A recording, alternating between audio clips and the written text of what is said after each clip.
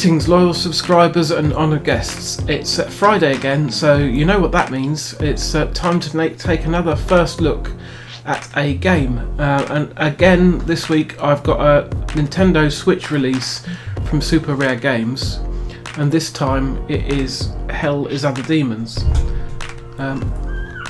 Excuse me, Teddy. And as you can see, Teddy's come to help like he normally does. He enjoys making these videos with me, but I don't want him to stand on the keyboard. That's the only thing.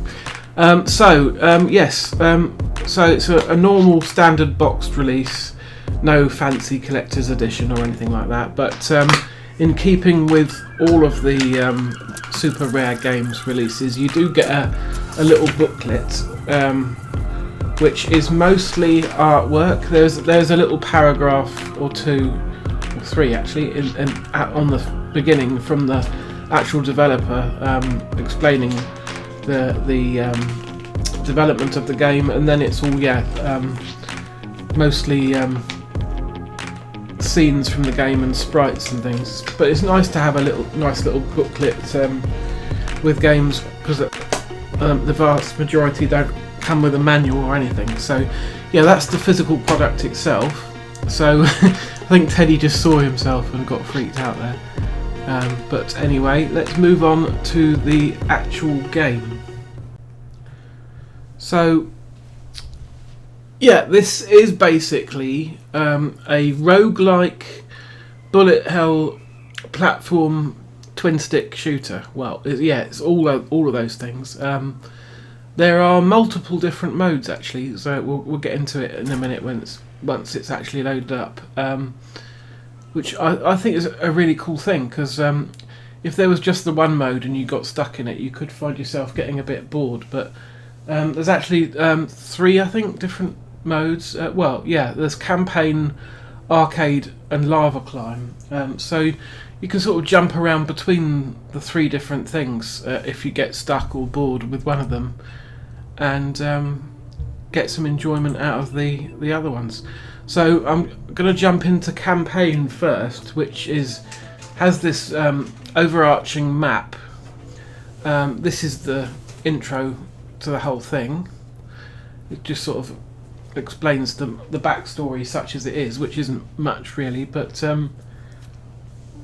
as you can see, the whole game has got this sort of three-tone style to it, which initially is blue, black and neon pink, but as you progress further into the game, into other stages, the colour scheme actually changes up. So later on you have a more sort of green heavy scheme to indicate sort of poisonous, nasty areas. I'm going to skip through this and into the game itself.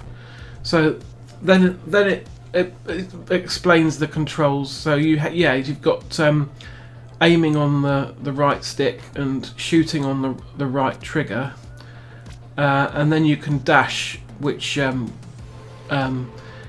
gives you a few seconds of immunity to avoid bullets or lasers or what have you. Yes, other than that, it's explaining shooting now, and you collect these crystals as you go. Or whatever they are, bone shards, there's something like that, but they're the currency in the game, and you can spend those to do various things depending on the mode, such as unlock other weapons or characters. And now I've got the ultimate attack, which you fire with ZL. So initially you just get this one character who starts with this standard sort of pistol, which is fairly useful, and you can pick up and find other weapons as you progress. If you get to that diamond on the world map, which we probably will eventually, you get access to a shop, and you can buy upgrades, permanent upgrades to your character, which costs those shards, so you earn currency by playing the stages. Then you go to a shop and upgrade yourself, and further shops later on will unlock additional power-ups that help you get even stronger that the early shops won't sell. So that's basically the flow of the main mode. So I think I've gone into the same tutorial again. So let's have a look at the and you can. Here's your loadout. I only have the basic weapon and the basic ultimate attack there, so nothing spectacular. But here's one of the first actual stages in the game, what the tutorial doesn't tell you straight away, it's in one of the loading screens, I think, as a tip, is that you can actually jump on the enemies to kill them as well, most of them anyway. I don't know if it's true of all the enemies, but you can certainly jump on the heads of most of them, which is in really useful later. And there's actually various challenges for each stage, and I believe one of them in some of the stages is not to shoot at enemies and instead to jump on everything, which sounds like a nightmare to me. There's also take no damage and use no ultimate. I can usually get the use no ultimate one pretty easily, because half the time I forget I've got it anyway. The take no damage one is more of a problem, as you can see, as I'm failing spectacularly on this particular stage. But I haven't. This is still quite early, so I haven't warmed up to the game at all yet. I do enjoy a good twin stick shooter, but they can be pretty challenging. I'm hopeless at Robotron, but I do like stuff like Geometry Wars and Smash TV, for example. And there's countless other ones out there. So no doubt this is also on Steam. In fact, I think it's been on Steam already for years. So I don't expect that the Steam Deck would have any trouble whatsoever in running this.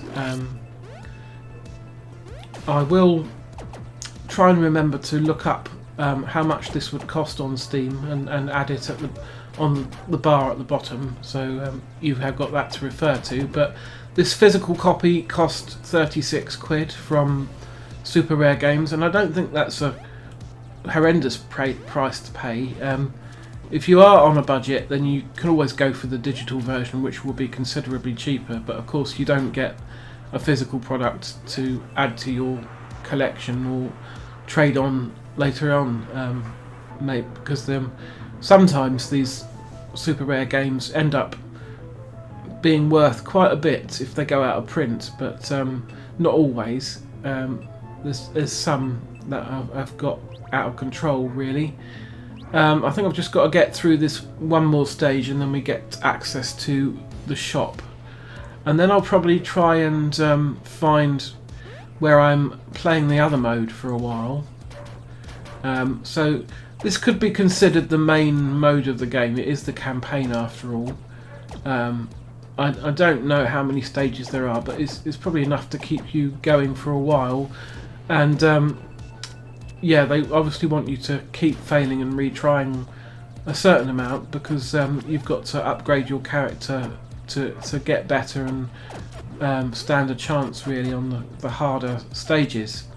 But it's a lot of fun, really. I should mention the music. It's got a really nice thumping soundtrack, which I enjoyed quite a bit while playing this. I can't hear it at the moment because I'm just talking to you on OBS without the sound on, but it should be coming through for you, at least for you to hear some of it. And yes, I have enjoyed this game a lot. At the time of recording this, Super Rare Games have just announced their next physical release, which is the Heaven Dust collection, which I'll probably be ordering tonight as the pre-order goes live. But we'll get to that when I actually receive it. So you can see the sort of upgrades that you can buy here. You can buy more health, stronger beam, better guns. You can dash longer. You explode when taking damage. you can improve your aim, which I have done because that sounded quite useful, and projectiles travel further. Was that so? Yeah, there's all sorts of things. So you can see I haven't earned any gems really from these levels, so I've gone back to an earlier one in an attempt to try and earn some of these level gems. So let's just watch this with my improved abilities, and then I'll skip ahead. I don't know how far I have to skip ahead to find the footage I need, but it might take me a minute. So but yeah, while I'm replaying this stage, I'll briefly go over my plans for this series. I'm going to stick with making these for a little while longer. I want to get to 10 episodes.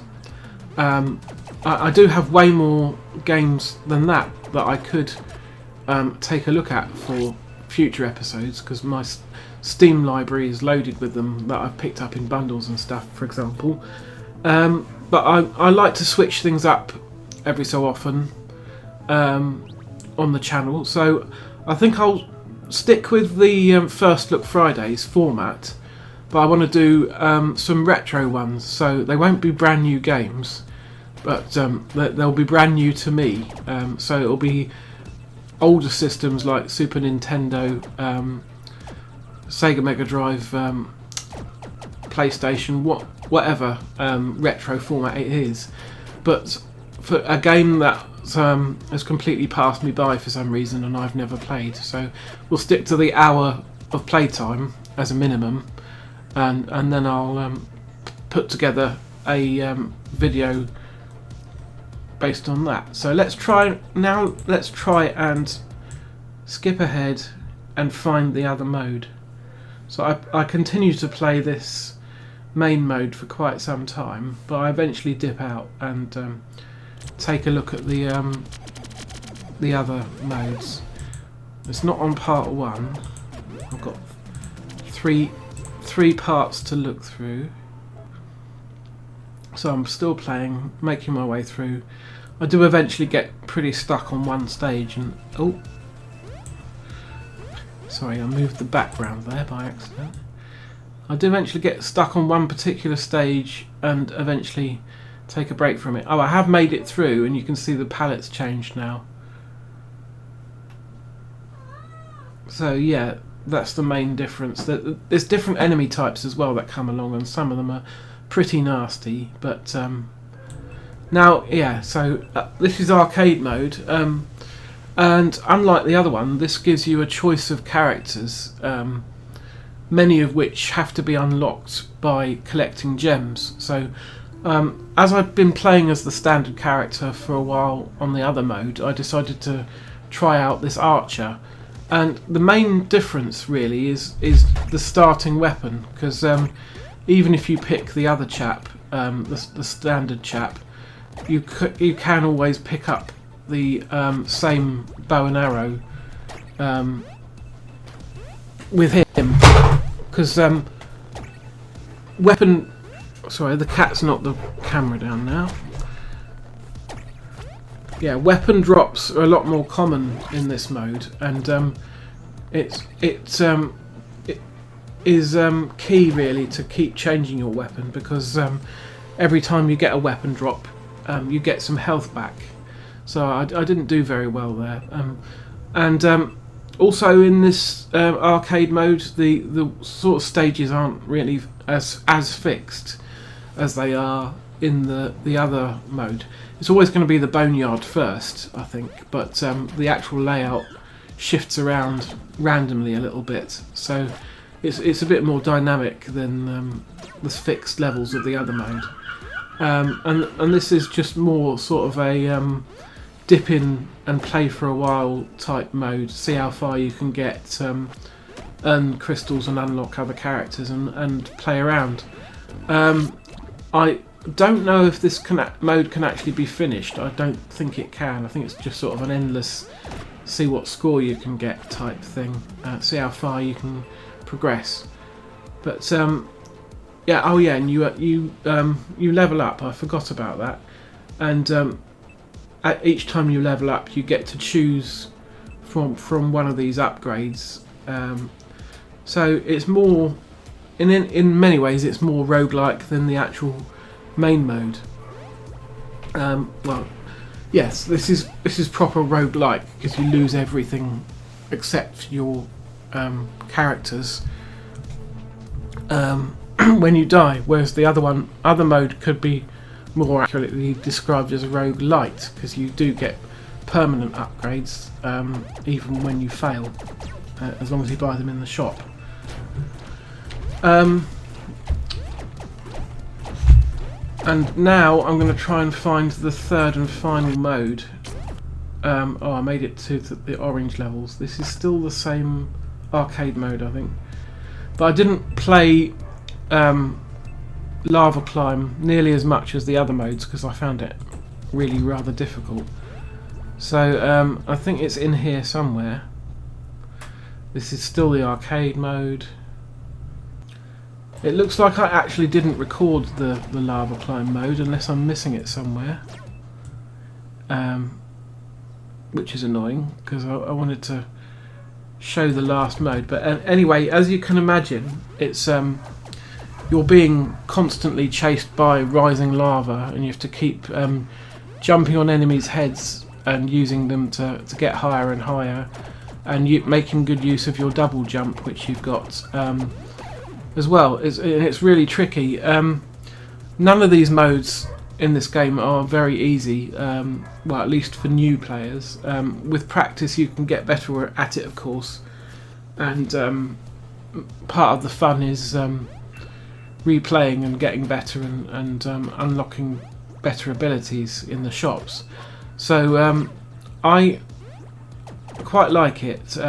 It's not going to be a game that I'm going to put loads of hours in at the same time.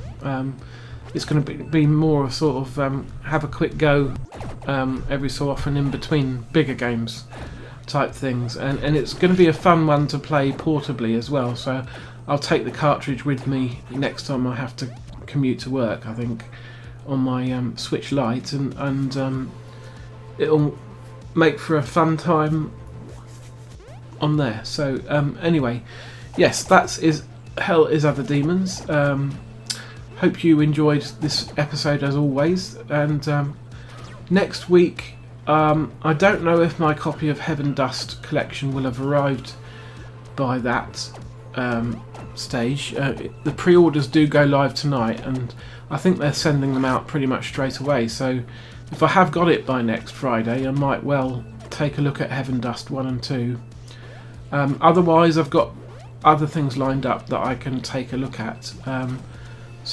Yeah, see you on the next one, and in the meantime, take care.